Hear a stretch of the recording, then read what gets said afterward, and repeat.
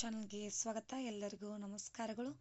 ತಾಯಿ ಬಗ್ಗೆ ಪ್ರಬಂಧ, ತಾಯಿ ಬಗ್ಗೆ ಈ ಒಂದು ಪ್ರಬಂಧದ ವಿಡಿಯೋ ಇಷ್ಟವಾದಲ್ಲಿ ಪ್ಲೀಸ್ ನಮ್ಮ ಚಾನಲ್ಗೊಂದು ಲೈಕ್ ಮಾಡಿ, ಸಬ್ಸ್ಕ್ರೈಬ್ ಮಾಡಿ, ಶೇರ್ ಮಾಡಿ ಅಂತ ಹೇಳ್ತಾ, ತಾಯಿ ಬಗ್ಗೆ ಪ್ರಬಂಧ.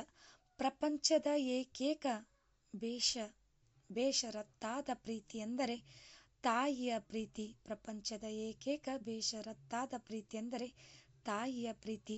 ನನ್ನ ತಾಯಿ ನನ್ನ ಸ್ಫೂರ್ತಿ, ನನ್ನ ತಾಯಿ ನನ್ನ ಸ್ಫೂರ್ತಿ, ನನ್ನ ಸೂಪರ್ ಹೀರೋಯಿನ್ನಿ, ನನ್ನ ಉತ್ತಮ ಸ್ನೇಹಿತೆ, ನನ್ನ ಮಾರ್ಗದರ್ಶಿಯ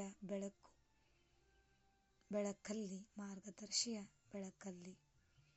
ನನ್ನ ತಾಯಿ ಇಲ್ಲದಿದ್ದರೆ ನನ್ನ ಜೀವನ ಸುಂದರವಾಗುತ್ತಿರಲಿಲ್ಲ. ಏರಿಳಿತಗಳು ಮತ್ತು ಜೀವನದ ಪ್ರತಿ ಹೆಜ್ಜೆಯಲ್ಲೂ ಅವಳು ನನ್ನ ಕೈಯನ್ನು ಹಿಡಿದು ನನ್ನನ್ನು ಬೆಂಬಲಿಸುತ್ತಾಳೆ ಮತ್ತು ಪ್ರೋತ್ಸಾಹಿಸುತ್ತಾಳೆ. ಅಮ್ಮ ಎಂಬುದು ಕನ್ನಡದಲ್ಲಿ ತಾಯಿಗೆ ಪರ್ಯಾಯ ಪದ. ಅಮ್ಮ ಎಂಬುದು ಕನ್ನಡದಲ್ಲಿ ತಾಯಿಗೆ ಪರ್ಯಾಯ ಪದ.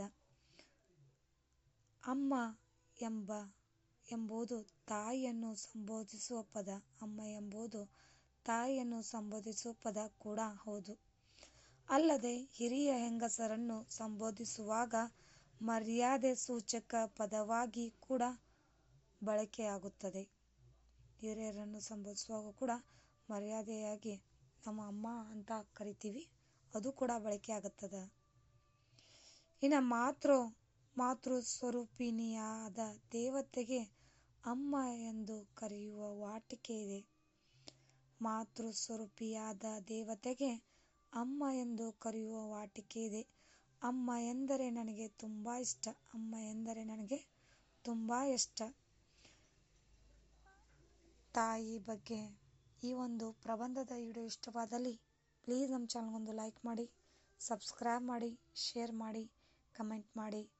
ತಾಯಿ ಬಗ್ಗೆ ಎಷ್ಟು ವ್ಯಾಖ್ಯಾನಗಳು ಎಷ್ಟೇ ಬರೆದ್ರೂ ಕೂಡ ಕಮ್ಮಿನೇ ಅಂತ ಹೇಳ್ಬೋದು. ಅಷ್ಟು ಅದ್ಭುತವಾಗಿ ನಮ್ಮನ್ನು ತಾಯಿ ಪೂಜಿಸಿ ನಮ್ಮನ್ನು ಒಂದು ಸ್ಥಾನಕ್ಕೆ ಹೋಗುವವರೆಗೂ ಅವಳು ನಮ್ಮನ್ನು ಪ್ರೀತಿಸಿ ಗೌರವಿಸಿ ನಮ್ಮನ್ನು ಸಂರಕ್ಷಳಾಗಿ ನೋಡಿಕೊಳ್ತಾಳೆ ತಾಯಿ. ತಾಯಿಯ ಋಣ ಯಾವತ್ತೂ ಮಕ್ಕಳು ತೀರ್ಸೋಕ್ಕಾಗಲ್ಲ. ತಾಯಿಯ ಋಣ ಅದ್ಭುತವಾದದ್ದು. ತಾಯಿ ಮಾಡಿರುವಂಥ ಮಕ್ಕಳಿಗೆ ಮಾಡಿರುವಂಥ ಋಣನ ತಾಯಿಗೆ ನಾವು ಯಾವತ್ತೂ ತೀರ್ಸೋಕ್ಕಾಗೋದೇ ಇಲ್ಲ ಅಂತ ಹೇಳ್ತಾ, ಈ ಒಂದು ಅದ್ಭುತವಾದ ತಾಯಿ ಬಗ್ಗೆ ಪ್ರಬಂಧದ ವಿಡಿಯೋ ಇಷ್ಟವಾದಲ್ಲಿ ಪ್ಲೀಸ್ ಲೈಕ್ ಮಾಡಿ, ಸಬ್ಸ್ಕ್ರೈಬ್ ಮಾಡಿ, ಶೇರ್ ಮಾಡಿ, ಕಮೆಂಟ್ ಮಾಡಿ. Thank you. ಧನ್ಯವಾದಗಳು.